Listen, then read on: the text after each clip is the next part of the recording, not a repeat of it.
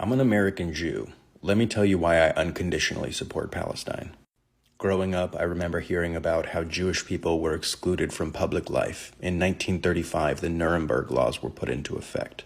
It stripped German Jews of their citizenship and their right to marry Germans. In 2018, the Israeli nation-state law was passed. It downgraded Arabic and established settling in the national interest. There was a ban on intermarriage, and groups like Lahava, which are responsible for pogroms on the ground, terrorize anybody who tries to marry, and often just anybody who's Palestinian.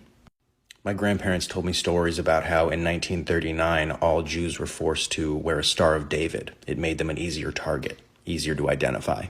Palestinians are forced to have specific ID cards which indicate their level of access.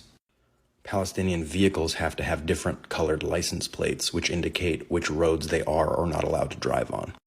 Following the invasion of Poland, Jews were forced into ghettos, barbed wire, fences, cut off from the rest of society.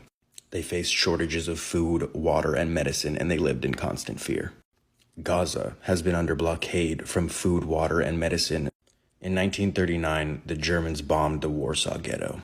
For the last 2 decades, the Israeli occupation has been relentlessly bombing the Gaza Strip, in a tactic that they refer to as mowing the lawn.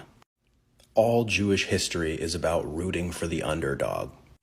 If you supported the Warsaw Ghetto uprising, then you understand oppressed people wanting to free themselves.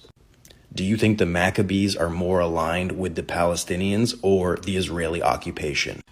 I don't know about you guys, but I'm old enough to remember when Jews rooted for David and not Goliath.